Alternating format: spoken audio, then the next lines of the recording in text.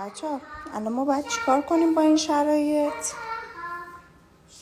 بالکن نیستن که الان ایشون یه بر اینم ماده است، نقره هم که نره و بالکن ماجرا نیستن. اون بر ایشون هم که انگل تراپی نشده، واکسن نزده، نقره مریض میشه.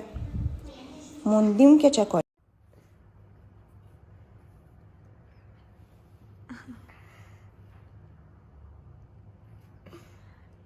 چرا اینجوری میکنه؟ من نمیخوام برم کنار نقره. فقط بغلش نکن که بعدش نیاد. آها.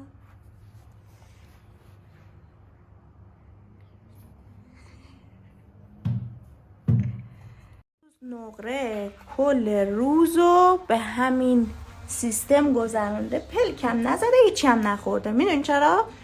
چون دیشب تا صبح داشته لاف میترکونده با پشت پنجره.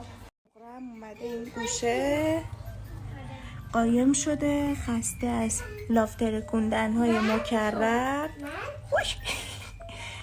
نقره دوستت اومده پشت در، خب منتظره، نمیخوای بری پیشش؟ زیادم دیگه تحویلش نمیگیره اونو.